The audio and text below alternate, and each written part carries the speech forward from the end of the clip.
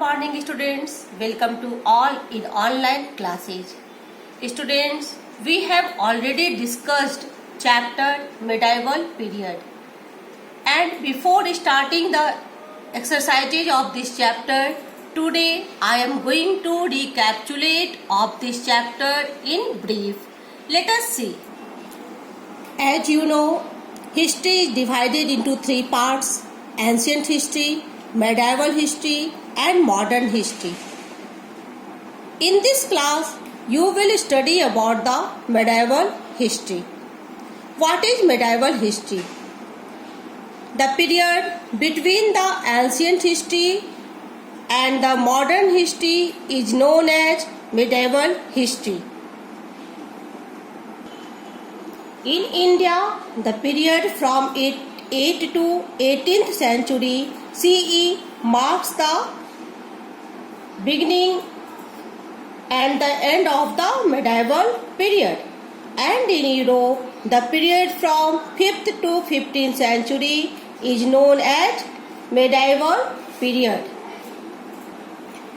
Medieval history is further divided into two parts: early medieval period and the later medieval period.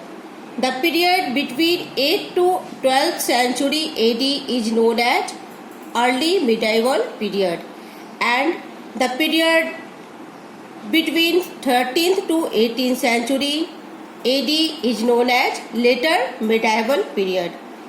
During this period, several important changes took place in the social, economic and political structures of Europe, America and Asia. Though in the ancient period, Indian culture had remained aloof from the outside world. During the medieval period, Indian culture was highly influenced by changes took place in other countries. These influences are evident in the culture, administration, economy, languages and religious belief of the people even today. Students, as you know, to know our history, we all dependent on the sources. And let us discuss about the sources. What is sources? Clues and evidences on the basis of which we write history are known as sources. And there are two types of sources: archaeological sources and literary sources. What are archaeological sources? These are inscriptions, coins, monuments, skeletons, paintings, sculptures, music and many others. After that, we discussed with you that what is monuments.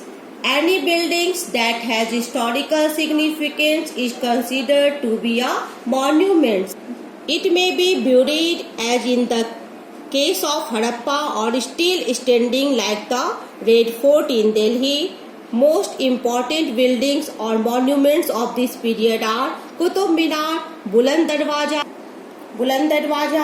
Red Fort, Taj Mahal, etc.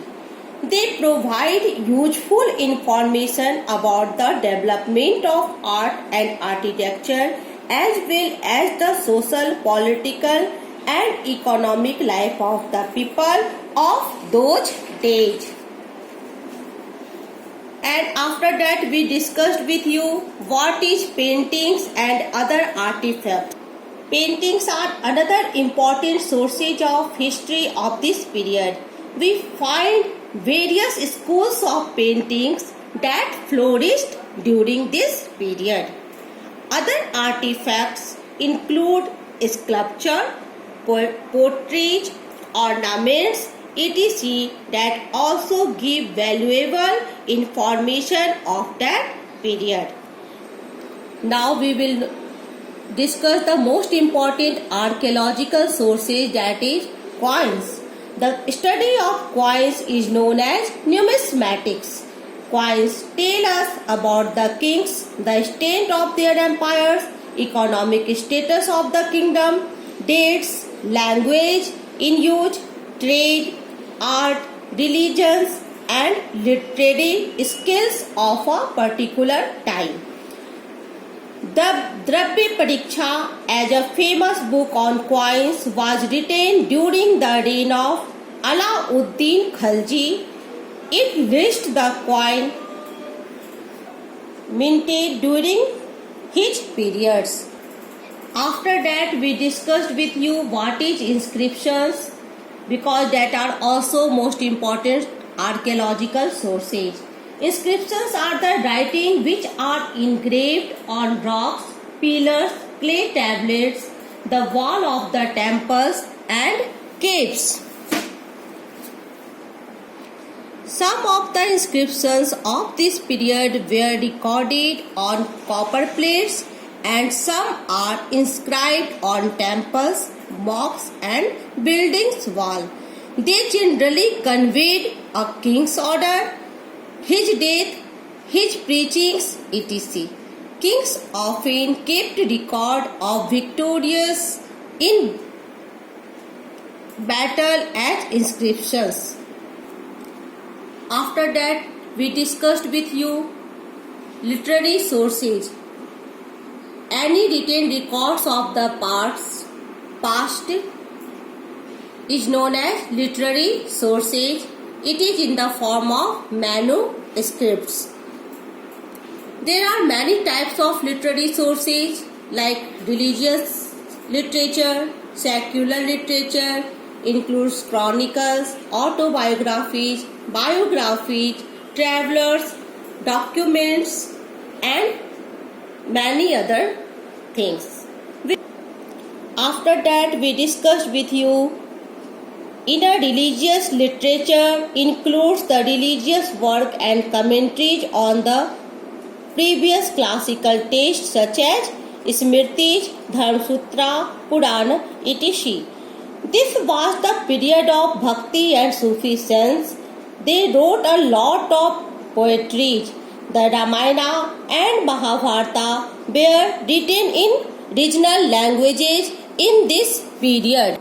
Ramcharitmanas of Tulsidas is written in this period. Now, after that we discussed with you non-religious literature. It includes chronicles. What is chronicles? Chronicles mean a record of the rule of the kings and life at the court. We can see in the examples Raj Tarangini, a Sanskrit composition written by the Kalhan, and it tells us the history of the king of Kashmir.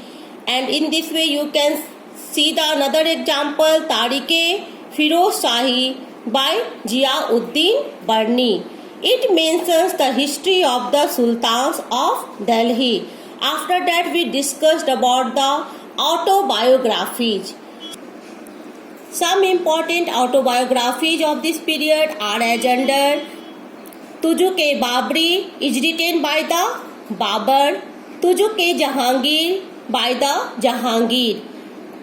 After that we discussed with you about the ancient medieval religious literature, that is biographies. Some important biographies of the medieval periods are Prithvi Raj Raso by Chand Bardai, and it deals with the life and adventure of the Chauhan rulers, that is Prithvi Raj Chauhan. Another important biography is Humayun Nama. It is written by Gulbadan Begum. Another one is Aine Akbari. It is written by the Abul Fazl. After that we discussed with you some famous accounts of foreign travelers include the account of Ibn Battuta, Marco Polo, Niccolo Conti, Abdul Razzaq, Bernier and Travanier. They describe the political and social economic condition of India. Many other medieval documents include record of lands revenue and land grants writing on history and science, etc. Another important literary sources of this period are the Farmans, that is, imperial decrees, orders, and correspondence of the kings. And in this way, through these sources, that is archaeological sources and the literary sources, we know about the history of medieval India. That's all for today. Thank you and have a nice day.